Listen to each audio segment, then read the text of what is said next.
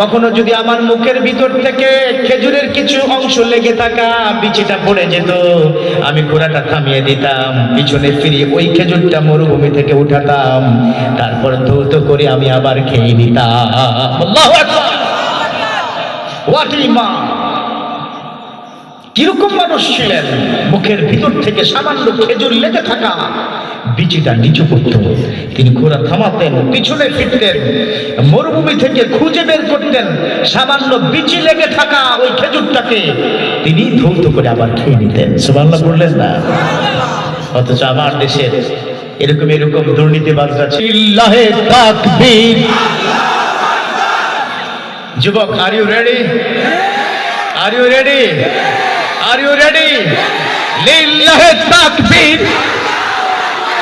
আরে ফোন রাখেন, খেলা শুরু হয়ে গেছে। যুবক সব এক পাশে হয়ে গেছে। ওকে, তাহলে আবার রেডি? 25-এর নিচে। Are you ready? লিল্লাহে তাকবীর। এগুলো মূলত বিয়ের সাউন্ড, কারণ এই যুবকগুলো আর হারাম সম্পর্কে যাবে না। কথা বলো ঠিক কিনা? যুবকগুলো এখন আর ওই রাতের অন্ধকারে গার্লফ্রেন্ডের সাথে কথা বলবে না। কথা বলো ঠিক কিনা? প্রয়োজনে ইসলামের জন্য বুকের তাজা রক্ত ঢেলে দিবে। কথা বলো ঠিক কিনা? প্রয়োজনে আবার বাংলাদেশ স্বাধীনতা তবু কোরআনের শাসন রাজ কায়েম করতে হবে। কথা বলো ঠিক কিনা? জিতেছে কে? পার্সিয়ালিটি করবেন না, যুবকরা বাবাদেরকে আজকে জিতিয়ে দিয়েছে। হ্যাঁ, ঠিক আছে, আজকে দুই গ্রুপের জয়। কথা বলো ঠিক কিনা? আল্লাহ পাক আমাদের এই তাকবীরের ধ্বনি আরশ পর্যন্ত পৌঁছে দেওয়ার তৌফিক দান করে করুন, আমিন। যা বলছিলাম, মোহরানা হবে অল্প, সেটা হবে নগদে। প্রয়োজনে 20,000 টাকায় বিয়ে করবো, 10 লক্ষ টাকায় নয়। আমাদের সমাজের মধ্যে একটা প্রবলেম আছে। মেয়ের বাবা, ছেলের বাবা দুজনই রেডি।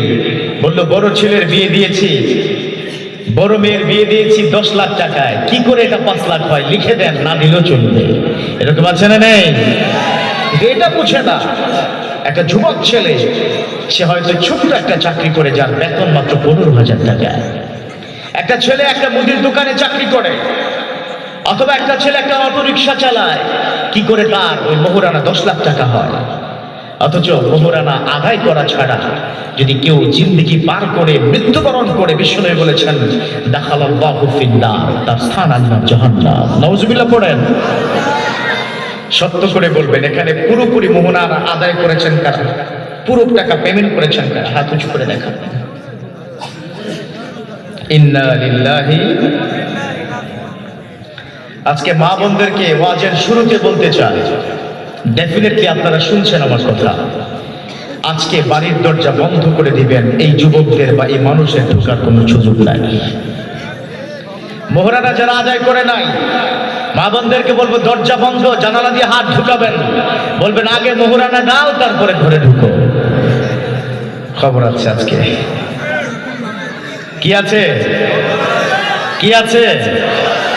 খবর আছে। আসলে মোহরানা এটা পরিপূর্ণভাবে যে মা বোনরা আছে তাদের মূলত এটা অধিকার। এই জন্য বিশ্বনবী বলছেন মাহনাবি ওয়াদা, যে মোহরানা আদায় করবে না দাখালাল্লাহু ফিন্নার, আল্লাহ পাক তাকে জাহান্নামে ঢুকিয়ে দেবে। নাউজুবিল্লাহ পড়েন। যেন আমার যুবকদেরকে বলবো, যত অল্প টাকাই হোক না কেন, কম টাকায় বিয়ে হবে, কিন্তু নগদ টাকা বিয়ে করতে চাই, বাকি টাকার খাতা শূন্য থাক। কথা বলেন ঠিক কিনা? রাজি আছি তো ইনশাআল্লাহ? আল্লাহ কবুল করে নিক, আমিন। কেন কথাগুলো বলেছি? কারণ আমার যুবকদের character is the most important part. চরিত্র ভালো হওয়া দরকার, কারণ বিশ্বনবীর চরিত্র ছিল 1 নম্বর চরিত্র বিশ্ববকের। কথা বলেন ঠিক কিনা? আবার রব্বুল আলামিন বলে দিয়েছেন ওয়া ইন্নাকা লাআলা খুলুকিন আযীম। ও নবী, আপনার চরিত্র গোটা বিশ্বের মধ্যে আমি শ্রেষ্ঠ চরিত্র করে দিয়েছি। ঠিক কিনা? বিশ্বনবীর চরিত্র অসাধারণ চরিত্র। Contact, community, connectivity between the people. আমার বিশ্বনবী সকল মানুষের মধ্যে শ্রেষ্ঠতম উল্লেখযোগ্য চরিত্র ছিল। কথা বলুন ঠিক কিনা? আমার বিশ্বনবী যেখানে যেতেন মানুষের ভিড় লেগে যেত। আমার নবী যখন কথা বলতেন, আমার নবীর প্রত্যেকটা কথা গোনা যেত। আমার নবী যখন মিষ্টি ভাষায় কথা বলতেন, আশেপাশের মানুষগুলো নবীজির কথা শুনতে থাকতো। সুবহানাল্লাহ। এই জন্য নবীর চরিত্রবান হতে হবে। কথা বলা ঠিক কিনা?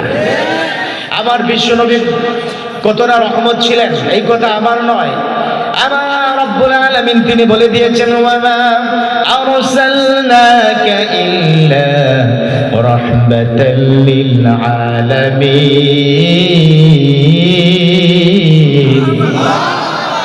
ও নবী, আমি আপনাকে দুনিয়ার জমিনে পাঠিয়েছি রহমা, as a blessing. I have sent you as a blessing for the entire world. ওটা বিশ্বের জন্য রহমত করে দিয়েছেন একজন তিনি কে?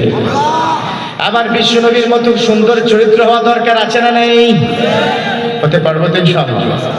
আমার নবীজি ছোটবেলা থেকেই মানুষের সাথে উত্তম চরিত্র করতেন, আর সেই নবীজি ছিলেন শ্রেষ্ঠতম শুকরগুজার। কথা বলা ঠিক কিনা?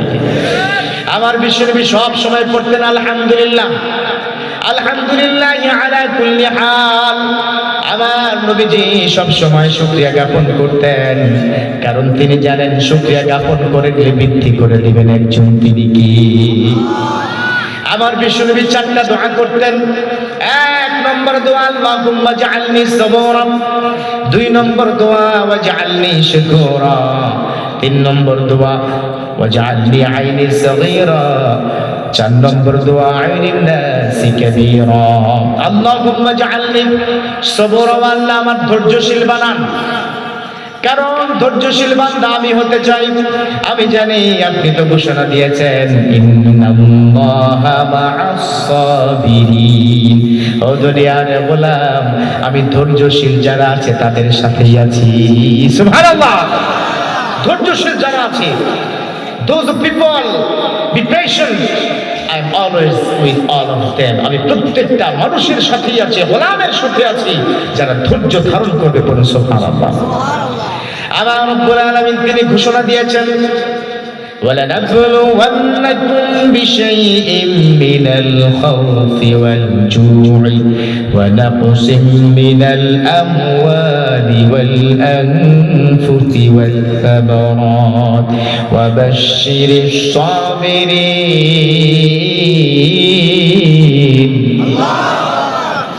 আল্লাহ ঘোষণা দিয়েছেন চারটা জিনিস, পাঁচ ধরনের স্বভাব যদি আমার গোলামের সাথে থাকে, আমি ওই গোলামের সাথে আছি।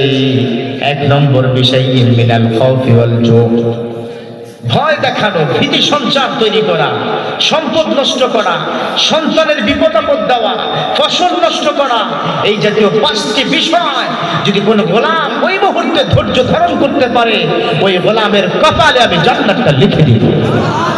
আরো জোরে সুবহানাল্লাহ।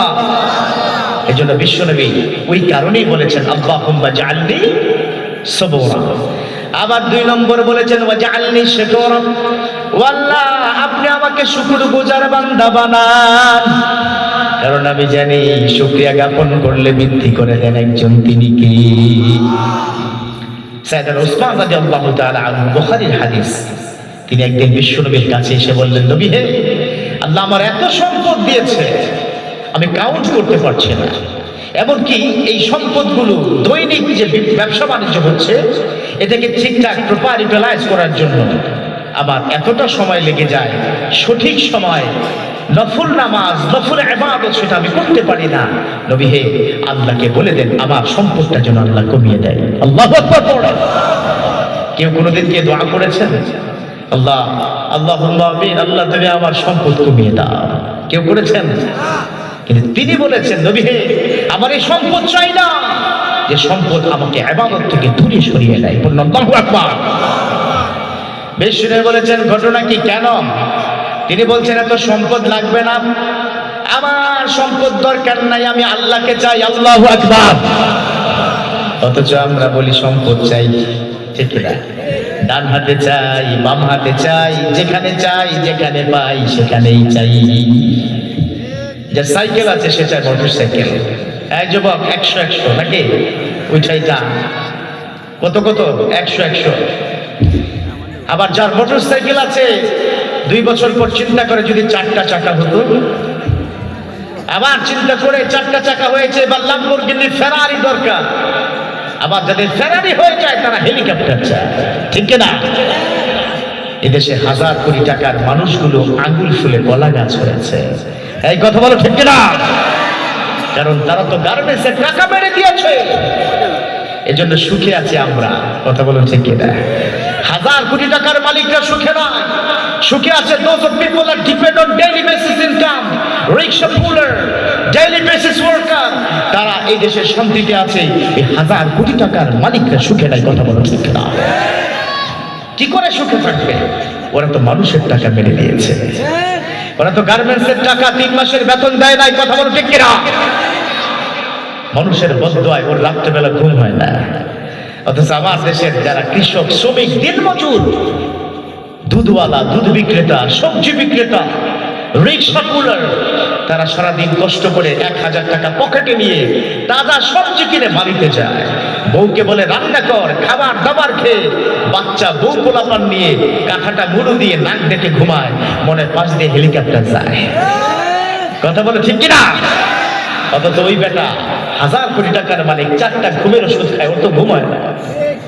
কারণ ওর কপালে ঘুম নাই। ঘুম কেড়ে নিয়েছেন একজন, তিনি কে? সম্পদ দিয়েছে একদিকে, আবার সুখ কেড়ে নিয়েছে আরেকদিকে। এই জন্য আমরা ভালো আছি, আছি না? কারা কারা ভালো আছে হাত উঁচু করে আল্লাহকে বলেন আলহামদুলিল্লাহ। আল্লাহ গো, সুখে আছি আমরা। তোমার যে সুখ, দিন শেষে সন্তান, স্ত্রী, পিতামাতা, তাদেরকে নিয়ে যে আমি ভালো আছি, এটাই অনেক কিছু। কারণ হাজার কোটি টাকার মালিকরা যায় গুলশানের ক্লাবে, ছেলেটা খায়, বাবা দাদা ইয়াজা গাজা ফাজা সব খায়। কথা বলো, ঠিক কিনা? আর আমার দেশের দিন মজুরের ছেলেরা এই উস্তাদজিদেরকে সালাম দেয় দূর থেকে। এটাই হচ্ছে সভ্যতা, আর ওদের গোটা জীবনই হচ্ছে অসভ্যতা। কথা বলো, ঠিক কিনা? টাকায় সুখ দেয় না রে পাগলা, সুখের মালিক একজন, তিনি কে? কারণ রব্বুল আলামিনের কাছে শুকরিয়া জ্ঞাপন করতে হবে। সাইয়েদনা উসমান এসে বললেন, ও নবী, আমি আমার সম্পদ চাই না, আমি আল্লাহকে চাই। আপনি আল্লাহকে বলে দেন আল্লাহ যেন আমার সম্পদটা কমিয়ে দেন। সুবহানাল্লাহ পড়বেন না? আমার বিশ্বনবী বললেন, তাহলে উসমান শোনো শোনো, তোমাকে একটা ট্রিটমেন্ট দিতে চাই, আমি একটা প্রেসক্রিপশন করতে চাই, আমাকে ফলো করবা কিনা? এবার সাইয়েদনা উসমান বলেছেন, ও নবী, আমার জীবনটা আপনার জন্য কুরবান, জীবন দিয়ে দেব। কি বলেন গো নবী? খালি বলেই দেখান, যা বলবেন তাই শুনবো, পড়ুন আল্লাহু আকবার। এরকম ভালোবাসা দরকার আছে না নাই? আমার নবীকে আমরা জীবনের চাইতে বেশি ভালোবাসি। কথা বল, ঠিক কিনা? এজন্য আমার নবীর বিরুদ্ধে কেউ যদি একটা কথা বলে, ওর মুখের ভিতর থেকে জিভটা টেনে ছিঁড়ে ফেলা হবে। কথা বলো, ঠিক কিনা? আর যাই হোক, এলাকার নববিলা এলাকার যুবকরা আবার বুকের তাজা রক্ত ঢেলে দিবে। কথা বলো, ঠিক কিনা? কারা কারা কি রাজি আছো? হাত উঁচু করে আল্লাহকে দেখিয়ে দাও।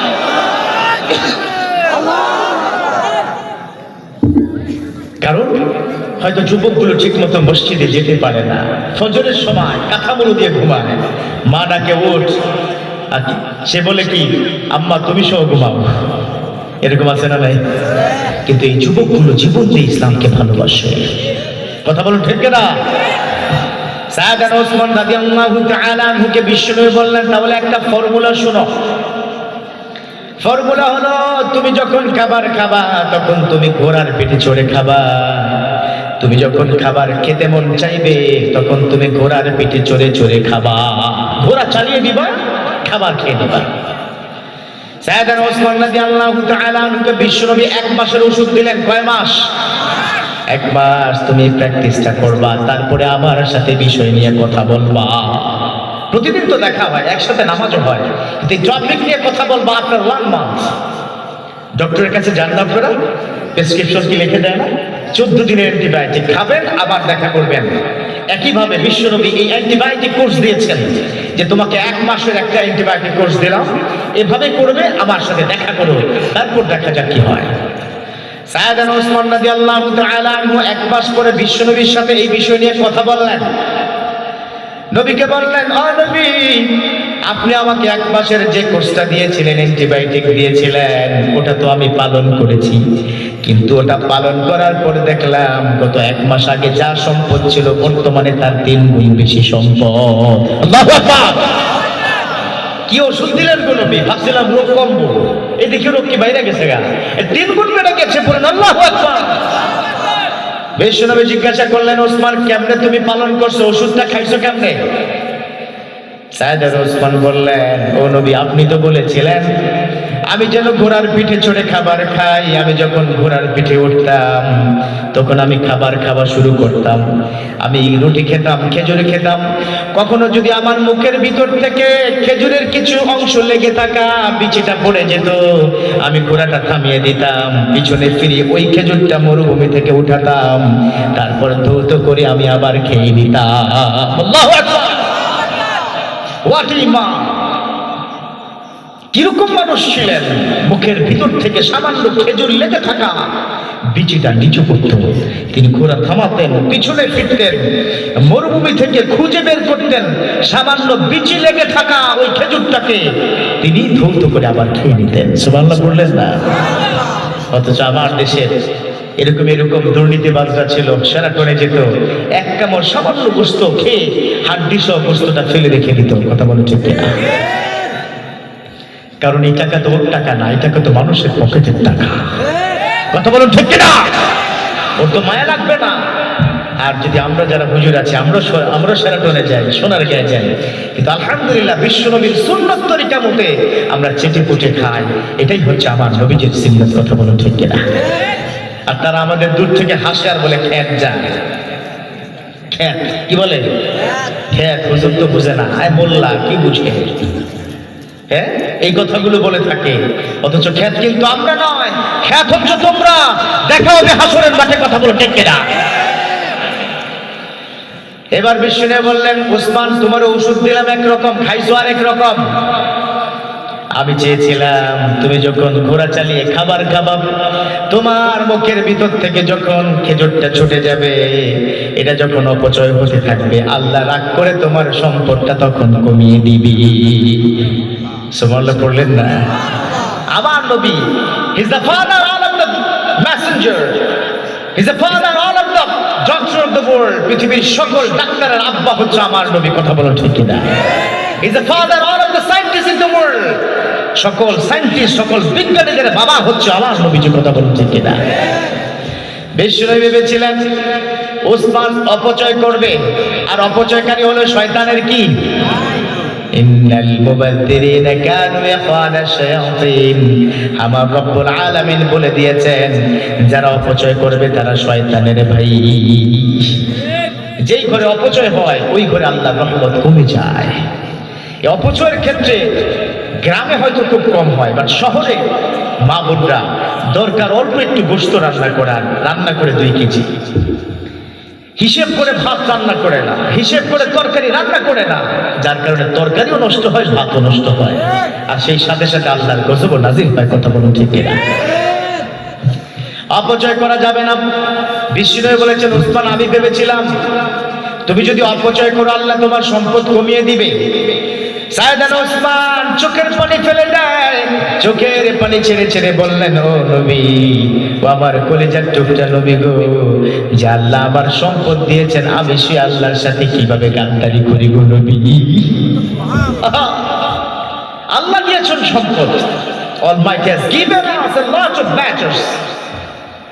কিভাবে, how it possible?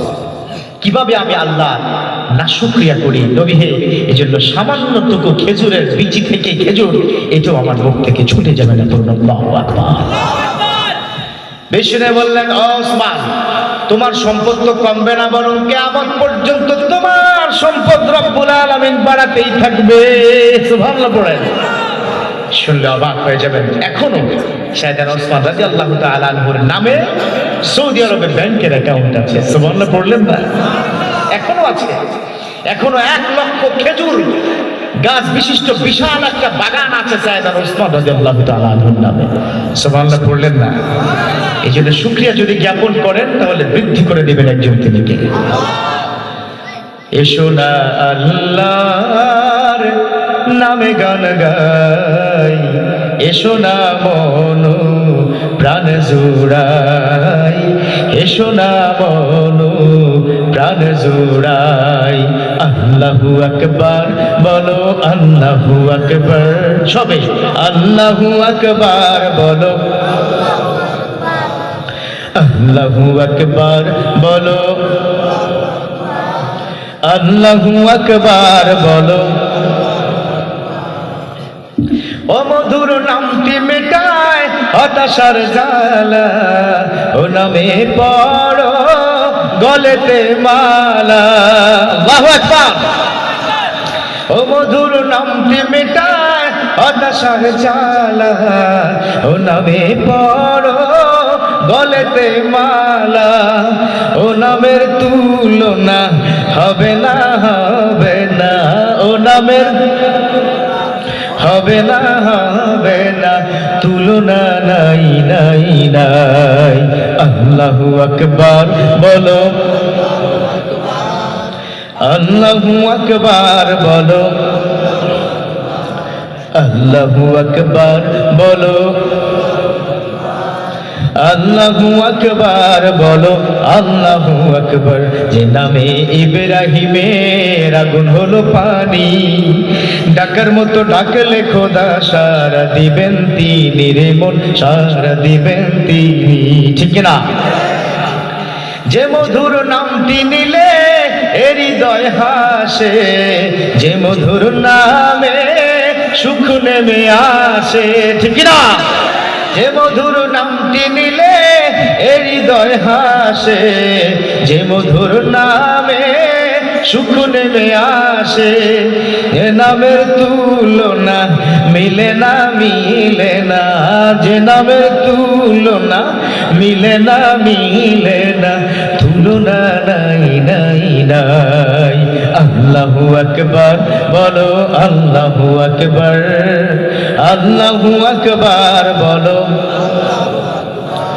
আল্লাহু আকবার বলো, আল্লাহু আকবার, আল্লাহু আকবার বলো।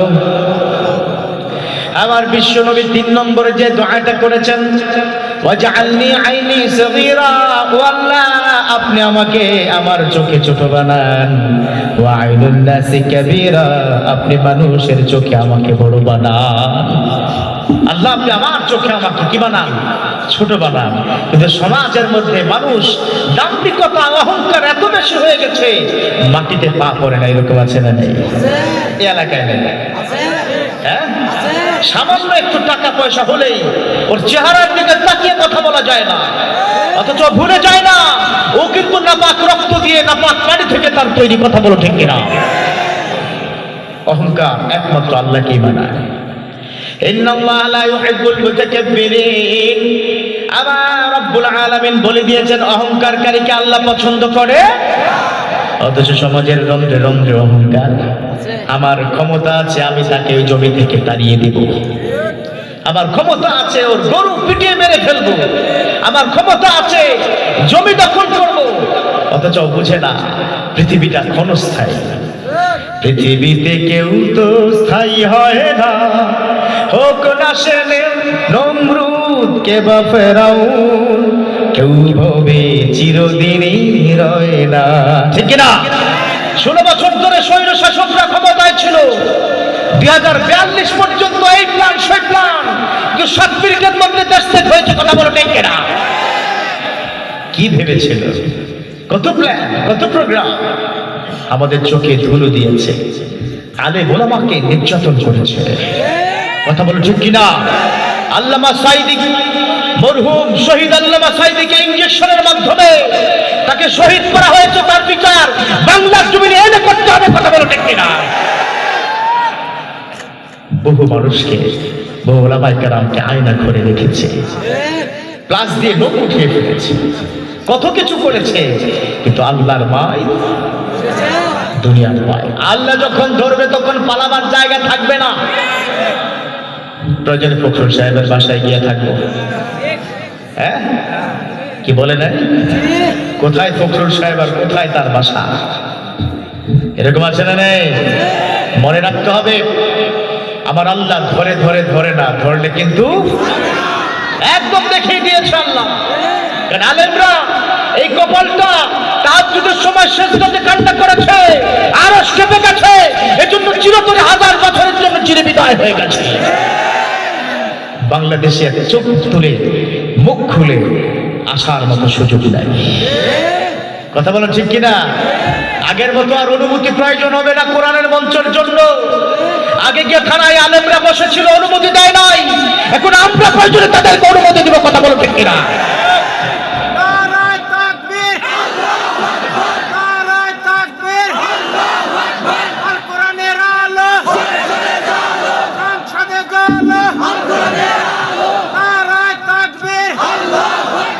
পুলিশ অফিসাররা কি করবে? কেন উপর থেকেই তো হয়েছে। এই কোরআনের কথা বলতে গিয়ে অনুমোদন লাগবে। এই বাংলাদেশের 17 কোটি, প্রায় 17 কোটি মুসলমানের বাংলার জমিনে অনুমতি নিয়ে কোরআন পড়তে হবে, সেজন্য ভাইসা আসি নাই। ভুলে যাওয়া চলবে না। এই কোরআনের মাধ্যমে বাংলার জমিন গঠন করতে হবে। কথা বলো ঠিক কিনা? আগামী বাংলাদেশের যারাই দায়িত্ব গ্রহণ করবেন, সাবধান করে দিচ্ছি, বাংলার মুসলমানের চোখে হাত ধুলে দেওয়ার সুযোগ নাই। উপরে ফিটফাট, ভিতরে সদরঘাট, এটা চলতে দেওয়া যাবে না, চলতে দেওয়া যাবে না, চলতে দেওয়া যাবে না। কথা বলো ঠিক কিনা? বিশ্বনবী যে দোয়াগুলো করে গিয়েছেন, সে দোয়া কিন্তু ফলন হচ্ছে। এখন সিরিয়া স্বাধীন হয়েছে, আসাদরা পালিয়েছে। এরকম অনেক কথাই তো আমরা শুনেছিলাম যে বাংলাদেশ ও সিরিয়া হবে, কিন্তু এখন সিরিয়া বাংলাদেশ হয়ে গেছে। কথা বল ঠিক কিনা? গজওয়ায় হিন্দ, এটা আমার কথা নয়, এটা বাকি আছে, এটা দেখার বাকি আছে। এই ভারত 1000 টুকরা হয়ে যাবে, এই ভারত 1000 টুকরা হয়ে যাবে। কারণ তারা কোথায় হাত দিয়েছে? তারা মুমিনের কলিজায় হাত দিয়েছে। বাবরি মসজিদ ভেঙেছো, ভেবেছো যে মুসলমানদেরকে ভেঙে দিয়েছো। ভুলে যাও না আমরা বেলালের উত্তরসূরি। কথা বলো ঠিক কিনা? ভুলে যাও না আমরা সাইয়েদনা ওমরের উত্তরসূরি। কথা বলো ঠিক কিনা? যে বেলাল বলেছিল তার মুনিব যখন তাকে মরুভূমির তপ্ত পানিতে শুইয়ে দিয়েছিল, বুকের উপরে 20 কেজি ওজনের পাথর চাপা দিয়েছে, সাইয়েদনা বেলাল বলছে আল্লাহু আকবার, আল্লাহ ছাড়া কাউকে মানি না। তার মুনিব বলছে, ও বেলাল, তুমি যদি কালেমাটা ছেড়ে দাও তাহলে তোমার বুকের উপর পাথরটা সরিয়ে দিব। সাইয়েদনা বিলাল বলেছেন, ঈমান জীবন যাবে তো আমার ঈমানটা যাবে না। জীবন চলে যাবে, ঈমান যাবে না। তার মুনিব তাকে ডাবল পাথর চাপা দিয়েছে। এবার সাইয়েদনা বেলাল বলে দিয়েছে আল্লাহু আকবার, আল্লাহ মহান। আবার বুকের উপর বেশি করে পাথর চাপা দেয়। সাইয়েদনা বেলালের এবার মুখের ভিতর থেকে শব্দ আসে না। এবার সাইয়েদনা বেলাল বলছে আহাদ আহাদ আহাদ আহাদ, আল্লাহ এক। হাত দিয়ে ইশারা বলছে আল্লাহ এক, আল্লাহ এক, আল্লাহ এক, বলুন আল্লাহু আকবার। রব্বুল আলামিনের সেটা পছন্দ হয়েছে। এজন্যই তো সূরা ইখলাসের মধ্যে রব্বুল আলামিন বলে দিয়েছেন, কুল হু আল্লাহু আহাদ লিল্লাহুস সামাদ لم يلد ولم يولد ولم يكن له كفوا। কয়বার বলেছে? 2 বার। কয়বার বলেছে? কুল হু আল্লাহু ওয়া লাম ইয়াকুল লাহু কুফুয়ান আহাদ। এই দুটো আহাদ, সাইয়েদনা বেলালের আহাদ শব্দ আর তর্জনী আঙ্গুল, শাহাদাত আঙ্গুলের আকাশের দিকে ইশারা আল্লাহ এত পছন্দ করেছে, সূরা ইখলাসের মধ্যে দুটো শব্দ আহাদ আল্লাহ ঢুকিয়ে দিয়েছে। সুবহানাল্লাহ পড়লেন না? সুবহানাল্লাহ সাউন্ড একটু কমে গেছে, তাই না? একটা ছোট্ট গল্প শোনাবো, শোনাবো। এলাকা আখকে কি বলে? আখ, কুসুর। আচ্ছা, আখ ক্ষেত আছে কি? আছে। এই আখ ক্ষেতের মধ্যে এই যে দুষ্ট কিছু বাম দিকে আমার দুষ্ট বন্ধু আছে না, 3টা মিলে প্ল্যান করেছে এবার এই কুসুর ক্ষেতের মধ্যে গিয়ে কুসুর চুরি করবে। এখন কখন যাবে প্ল্যান করছে, চিন্তা করছে। কুসুর ক্ষেতের পাশেই একটা ছোট্ট ঘরের মতো থাকে, যেখানে একজন পাহারাদার মুরব্বী পাহারা দেয়। কি বলে ওটাকে? কি বলে? হ্যাঁ, টং। কি বলে? টং, কুড়ে ঘর, কুড়ে ঘর। ওকে, তো টঙের মধ্যে বা কুড়ে ঘরের মধ্যে চাচা পাহারা দিচ্ছে, কুসুর খেতে যেন দুষ্ট ছেলে পেলে না যায়। তো মাশাআল্লাহ 3 দুষ্ট মিলে প্ল্যান করেছে, কুসুর খেতে ঢুকবে, কুসুর চুরি করবে। রাত 12টার দিকে গেছে। কারণ 12টার দিকে যেই না কুসুর খেতে ঢুকলো, ঢুকার সাথে সাথে ওই কুড়ে ঘরের উপর থেকে চাচা বলে উঠলো, কে রে? কি বলে উঠলো? সুবহানাল্লাহ পড়ে না, কিন্তু কেড়েটা ভালোই পারে। যখন কেড়ে শুনলো, তিন বন্ধু তিন দুষ্টু মিলে উল্টো দিকে দৌড়। চাচা তো জেগে আছে, চিন্তা করলো কখন আসা যায়, রাত 2টোর দিকে। তারা প্ল্যান করলো গভীর রাতে যাবো। রাত 2টোর দিকে তারা আসলো। যেই না কুসুর খেতে ঢুকলো, হঠাৎ করে টঙের উপর থেকে চাচা মিয়াকে বলে উঠলো, কি বলে উঠলো? আরে বাবা, কেড়েতে ভালো। দুই বন্ধু মিলে কিন্তু চলে গেল ব্যাক টু ফ্যামিলি। এবার চিন্তা করলো শেষ রাত্রিতে যাই, কারণ শেষ রাত্রিতে সবাই ঘুমায়, পশু পাখি সব কিন্তু ঘুমায়। শেষ রাত্রিতে যখন গেল, যাওয়ার পরে যেই কুসুর ক্ষেত্রে ঢুকলো, এর মধ্যে ওই টঙের উপর থেকে চাচা মিয়া বলে উঠলো,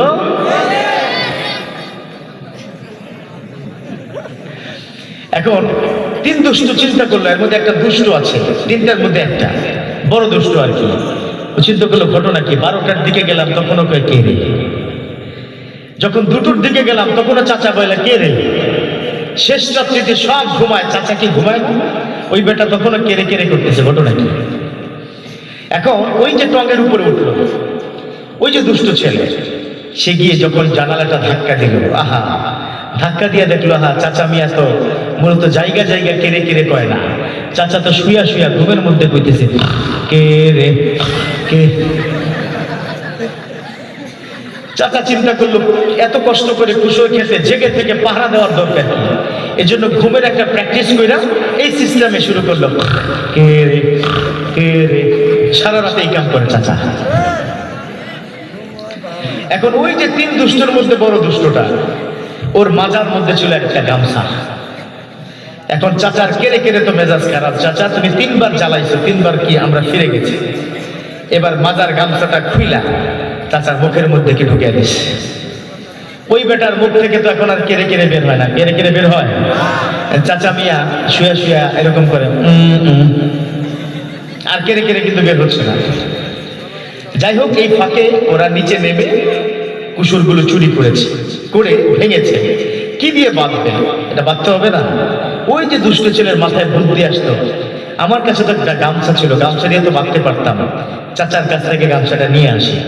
চাচার মুখের মধ্যে গামছা উঠলো উপরে, উপরে উঠার পরে যেই চাচার মুখের ভিতর থেকে যে গামছা দিল টান, চাচা যে 2 ঘন্টা ধরে ভিতরে কেড়ে কেড়ে গুলাকে জমা ছিল না, এটা কি বের হয়েছে? একসাথে চাচা মিয়া গামছা খোলার সাথে সাথে কেড়ে কেড়ে কেড়ে কেড়ে কেড়ে কেড়ে কেড়ে। কথা কি বুঝতে পেরেছে? এই জন্য যারা সুবহানাল্লাহ পড়ে না, এই যুবক তোমরা যারা সুবহানাল্লাহ পড়ো না, ভিতরে রেখে দিচ্ছ, বাড়িতে গিয়া মায়ের সামনে, বোনের সামনে আর বউয়ের সামনে সুবহানাল্লাহ সুবহানাল্লাহ সুবহানাল্লাহ, এটা করা যাবে? একবার আরশের দিকে তাকিয়ে আল্লাহর সন্তুষ্টির জন্য চিৎকার করে পড়ে দিন সুবহানাল্লাহ। আমার আল্লাহ খুশি হয়ে গেছে। আল্লাহকে খুশি করা সবচেয়ে সহজ। পৃথিবীতে একটা ছোট্ট শিশুকে খুশি করতে হলো অন্তত 5 টাকা খরচ হয়, ঠিক না? 5 টাকার একটা ললিপপ হলেও তাকে দিতে হয়। কিন্তু আমার আল্লাহকে খুশি করতে কিচ্ছু লাগে না। আমার রব্বুল আলামিনকে শুধু একটা শব্দ বললে যথেষ্ট, সেটা হলো আলহামদুলিল্লাহ। আমার আল্লাহ খুশি হয়ে যায়, আর আমার আল্লাহ খুশি হলে আপনার আমার নামে জান্নাতটা লিখে দিবি। সুবহানাল্লাহ। এখানে এমন এমন পাপী আছি আমরা, সারা জীবন ভরে গুনাহ করেছে। এই পাপীটা এখান থেকে গুনার বোঝা মাথায় নিয়ে নয়, গুনার বোঝা মুক্ত হয়ে মাসুম বান্ধ হয়ে বাড়িতে ফিরে যাবে। সুবহানাল্লাহ পড়ে হতে পারে কি পারে না? এই যুবক, কত রাত ঘুমিয়েছো, ঘুমে ঘুমে পর্নোগ্রাফি দেখেছো, আজকে তওবা করো। আস্তাগফিরুল্লাহ ওয়া আতুবু ইলাইহি। আজকের একটা তওবা, এক ফোঁটা চোখের পানি পাহাড় সমান গুনাহগুলো ক্ষমা করে দিবেন একজন তিনি। বিশ্বাস হয়? তোমরা যারা এই অপরাধটা করো, পর্নোগ্রাফি দেখো, তোমরা যারা রাতের অন্ধকারে গার্লফ্রেন্ডের সাথে চ্যাটিং করো, ভুলে যেও না কেউ দেখে না, দেখেন একজন তিনি কে। Almighty is watching every single moment. What are you doing? তুমি যা কিছু করছো কেউ দেখে না, দেখেন আমার আল্লাহ।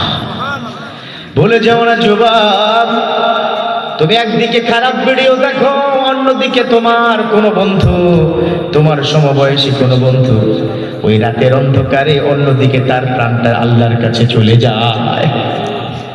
বলে যাও না যুবক, তোমার খাটিয়াটা ওই মসজিদের বারান্দায় তোমার খাটিয়াটা আছে, যে কোনো সময় আল্লাহ তোমাকে টান দিয়ে নিয়ে যাবে। আল্লাহ রাব্বুল আলামিন বলে দিয়েছেন, ফাইদা জাআ আজালুহুম লা ইস্তাখিরুনা সাআতাও ওয়া লা ইস্তাকদিমুন।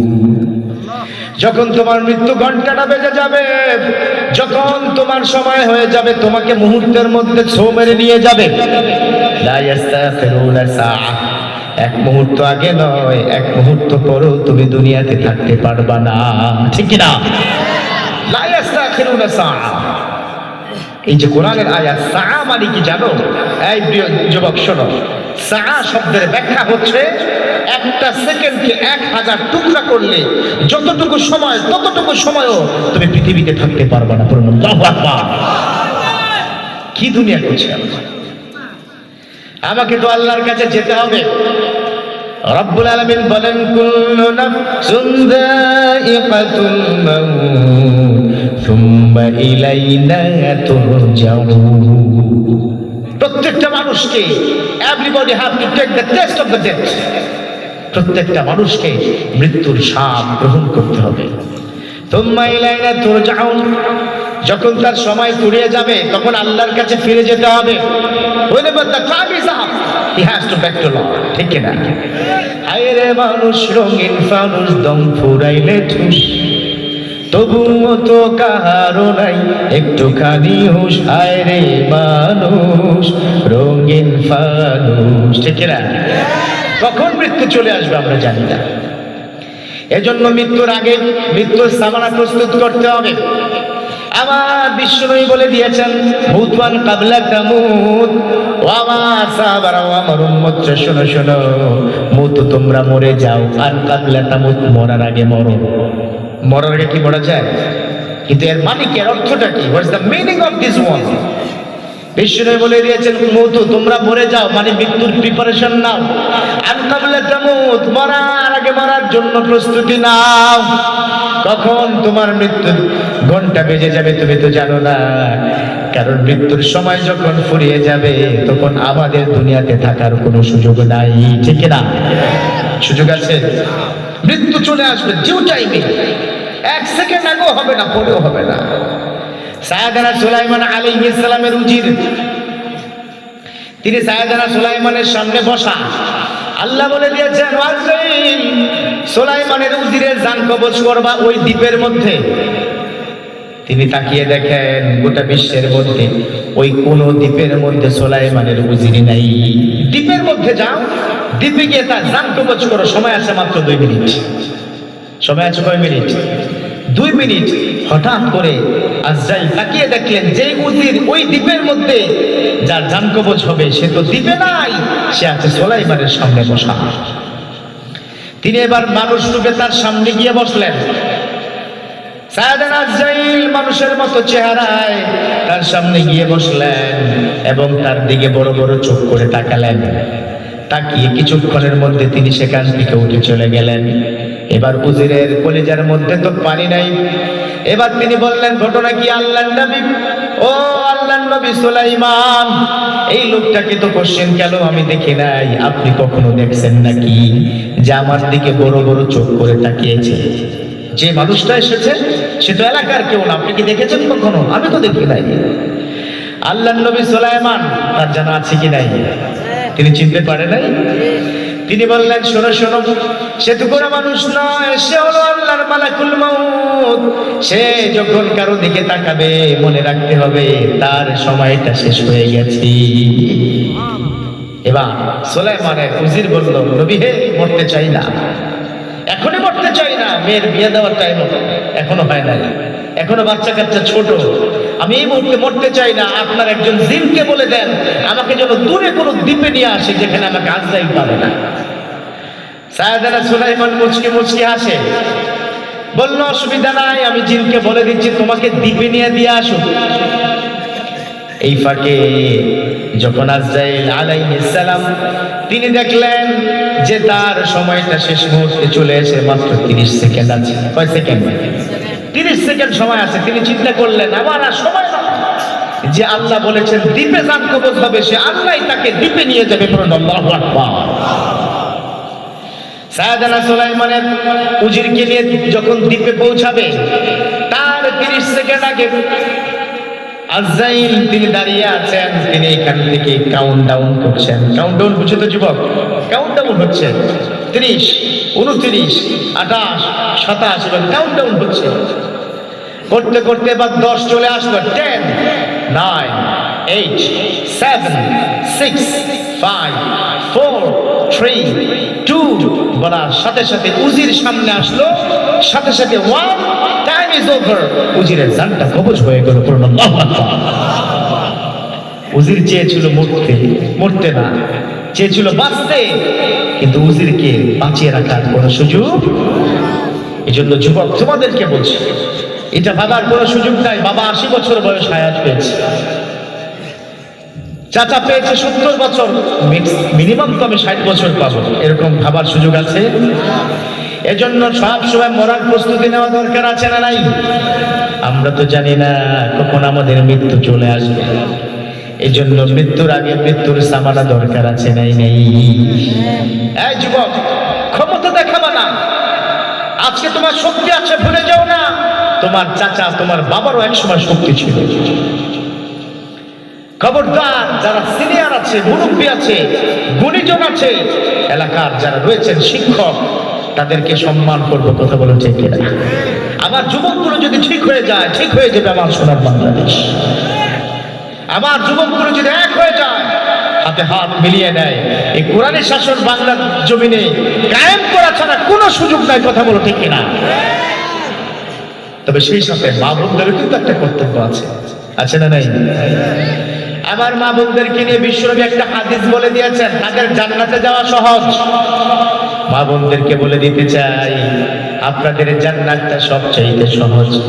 আমার বিশ্বনবী তিনি বলে দিয়েছেন, মানলাম মানিওয়াদ্দার বা আমাল, যে নারী 4টা কাজ করবে, দাখালাল্লাহু ফিল জান্নাত, আমার রব্বুল আলামিন ওই নারীর নামে আল্লাহর জান্নাতটা লিখে দিবে। সুবহানাল্লাহ পড়েন। আজকে নারীদেরকে 4টা কাজ দেব। যে মা বোনরা শুনছেন তো শুনছেন, আলহামদুলিল্লাহ। আর আপনারও যারা স্ত্রী আছে, বোন আছে, মা আছে, কন্যা আছে, তাদেরকে মেসেজটা পৌঁছে দিবেন। কয়টা কাজ দেব? সবাই জোরে বলতে হবে, কয়টা? 1 নম্বরে বলেছেন বিশ্বনবী, তিনি বলেছেন ইদা সাল্লাত খামসাহা, যখন নারীরা 5 ওয়াক্ত নামাজ পড়বে, তাদের জন্য আল্লাহ জান্নাতটা দিয়ে দিবে। সুবহানাল্লাহ। কয় ওয়াক্ত? Minimum 5 time Salah in a day. কিন্তু আমার মা বোনরা আসরের নামাজ পড়ে মাগরিবের 5 মিনিট আগে, ঠিক কিনা? আবার জোহরের নামাজ পড়ে আসরের 1 মিনিট আগে, ঠিক কিনা?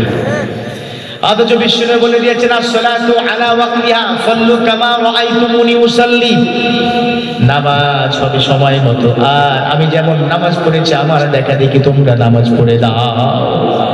আসসালাতু আলা ওয়াক্তিহা, সময় মতো নামাজ। মা বোনদেরকে যখন বলা হয় কি ব্যাপার, জোহরের ওয়াক্ত চলে যাচ্ছে, 3:30 বেজে গেল, নামাজ পড়ছো না কেন? আরে তুমি কি বুঝবা? আমার বাচ্চা কাছে সামলাতে হয়, রান্না বান্না করতে হয়, কত কাজ আমার, কি বুঝবা তুমি? এরকম আছে না? এই এলাকায় মা বোনরা অক্তমত কি নামাজ পড়ে, ঠিক কিনা? মাশাআল্লাহ। আবার বিশ্বনবী দ্বিতীয়টা বলেছেন, সামাস শাহরাহা, রমজান মাসে যে মা বোনরা রোজা রাখবে, তাদেরকে জান্নাত লিখে দিবেন একজন, তিনি কে? আবার বিশ্বনবী 3 নম্বর কাজটা দিয়েছেন, ওয়াসিআত বালাহা, স্বামীর সেবা করতে হবে। স্বামীর সেবা যেই নারীরা করে, ওই নারীদেরকে আল্লাহ জান্নাতটা দিয়ে দেয়। সুবহানাল্লাহ পড়েন। এলাকার স্ত্রীরা স্বামীর সেবা করে, ঠিক কিনা? হ্যাঁ হ্যাঁ, তো মতানৈক্য দেখি আছে ঘটনা কি? আজকে বাড়িতে যান, খাওয়ান বন্ধ, জামার বদনাম কইরা এসো, তাই না? হুজুরের সামনে মাশাআল্লাহ এলাকার নারীরা স্বামী ভক্ত। কথা বলো ঠিক কিনা? আল্লাহকে নারীদেরকে স্বামী ভক্ত হওয়ার তৌফিক দান করে করুন, আমিন। আবার বিশ্বনবী বলে দিয়েছেন, হাফিজাত ফুরুজাহা, লজ্জাস্থান হেফাজত করতে হবে। এই চারটা কাজ করলে আমার রব্বুল আলামিন নারীদের নামে জান্নাতটা লিখে দিবে। সুবহানাল্লাহ। পারা যাবে তো ইনশাআল্লাহ? বাসায় গিয়ে বুঝানোর ট্রাই করবেন। নারীরা পরিশুদ্ধ হলে আমার সোনার বাংলাটাও সুন্দর হয়ে যাবে। কারণ ওই নারীদের হাতের খাবারই তো আমরা খাই। কথা বলেন ঠিক কিনা? ফজরের নামাজের সময় নারীদেরকে উঠাবেন। আজকে আমি দুটো জিনিস ওয়াদা করাতে চাই। 1 নম্বর ওয়াদা হচ্ছে নামাজ দিয়ে, 2 নম্বর ওয়াদা করাবো দাড়িটা নিয়ে। মেডিকেল সায়েন্স একটা কথা বলেছে, সেটা হচ্ছে দাড়ি যদি কেউ রাখে তার যৌবনত্ব পুরুষত্ব আল্লাহ বাড়িয়ে দেয়। সুবহানাল্লাহ পড়েন না? এটা প্রমাণ করেছে মেডিকেল সায়েন্স। অস্ট্রেলিয়ার 12 জন বিজ্ঞানী বলেছে। আর যারা ক্লিন শেভ করে তাদের পুরুষত্ব, তাদের যৌবনত্ব ধীরে ধীরে ঘাটতে পেয়ে যায়। এজন্য আমরা দাড়ির বিষয়ে আজকে 2 মিনিট কথা বলতে চাই। 1 নম্বর কথা হচ্ছে, যারা দাড়ি কাটেন, এই দাড়ি কাটা হচ্ছে দাইমান ওয়াজিব তরফ করা হয়। আমরান ওয়াজিব, এমনিতে সুন্নাত। পৃথিবীর 1 নম্বর বা একমাত্র আপনার দাইমান গুনাহ হয়, মানে সবসময় গুনাহ লিখতেই থাকে ফেরেশতারা, সেটা হচ্ছে যারা দাড়ি কেটে ফেলে। কথা কি বুঝতে পেরেছেন? এই জন্য দাড়ি কি রাখবো ইনশাআল্লাহ। তবে দাড়ি রাখতে হবে মিনিমাম 1 মুষ্টি হাত। মনে থাকবে তো ইনশাআল্লাহ? আমি হিসাব করে দেখেছি 1 মুষ্টি হাত দাড়ি হতে কমপক্ষে 8 থেকে 9 মাস লাগে। কয় মাস? 8 থেকে 9 মাস। ইনশাআল্লাহ আজকে আমরা মনে মনে ওয়াদা করে ফেলি, মৃত্যুর 9 মাস আগে কারা কারা কি দাড়ি রাখবো হাত উঁচু করে একটু দেখায়। বিসমিল্লাহ। মৃত্যুর 9 মাস আগে।